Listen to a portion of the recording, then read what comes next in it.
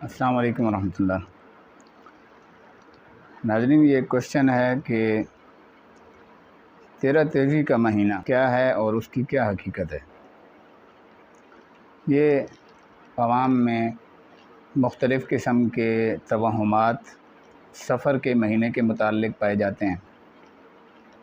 کہ یہ جو سفر کا مہینہ ہے، اسلامی دوسرا مہینہ، اس میں بڑی نحوست اترتی ہے، بہت سی بلائیں نازل ہوتی ہیں، اور بھی اس طرح کے توہمات جو ہے وہ لوگوں کے ذہنوں میں موجود ہوتے ہیں۔ تو نبی پاک صلی اللہ علیہ وسلم کے اس چیز کے متعلق واضح ارشادات موجود ہیں۔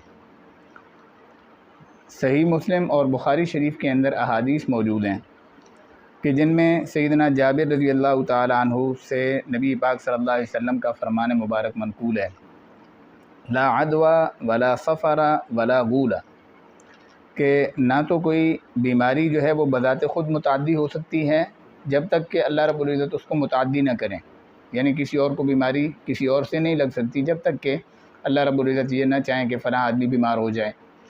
اور اسی طرح ولا سفر، کہ سفر کے مہینے کی بذات خود کوئی نحوست نہیں ہے کہ اس میں انسان جو ہے وہ اپنے ایونٹس نہ رکھے، اس میں شادی نہ کرے، اس میں کوئی اچھی بات اچھا کام شروع نہ کرے کہ اس میں نحوست آ جاتی ہے، ایسی کوئی بات نہیں۔ ولا غول، اور اسی طرح بھوت پریت جو ہے نا، یہ ان سے ہم اپنے بچوں کو ڈراتے رہتے ہیں، وہ بھوت آ گیا جی، فلاں جگہ پہ جاؤ گے تو ایسا ہو جائے گا، ایسا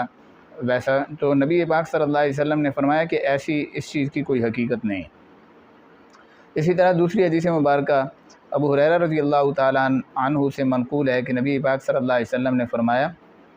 لا عدوى ولا حامۃ ولا نوء ولا سفر، کہ نہ تو بیماری خود بخود متعدی ہوتی ہے اور نہ ہی جو ہے وہ الو کے نکلنے سے کوئی بدشگونی دینا کہ میں نکلا تو سامنے سے جو ہے مجھے الو نظر آ گیا، یا میں نکلا اور سامنے سے کالی بلی نظر آ گئی، تو لہٰذا آج کا دن جو ہے وہ میرے لیے صحیح نہیں ہوگا۔ اور اسی طرح ولا نوء، کوئی جو ہے وہ ستاروں سے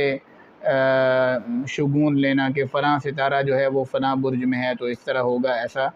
نبی پاک صلی اللہ علیہ وسلم نے اس سے منع فرمایا کہ ایسے توہمات رکھنا اور ایسے جو ہے وہ شگون رکھنا یہ صحیح نہیں ہے۔ اسی طرح فرمایا ولا سفر، اور سفر کے مہینے کی جو ہے وہ بذات خود کوئی نحوست نہیں ہے۔ تو اس لیے جو ہمارے ہاں یہ مشہور ہوتا ہے کہ 13 تیزی کا مہینہ آ گیا جی، اس میں تو بلائیں نازل ہوتی ہیں، اس میں ایسا ہوتا ہے، ایسا کچھ بھی نہیں ہے۔ یہ انسان کے توکل کی بات ہے، اور انسان کا جو ہے وہ انسان اپنے آپ کو کتنا جو ہے وہ اللہ رب العزت کی ذات کے اوپر اس کا توکل ہے، بھروسہ ہے، اور وہ خواہ مخواہ ایسے شگون کے اندر جو ہے وہ اپنے آپ کو مبتلا نہ کرے۔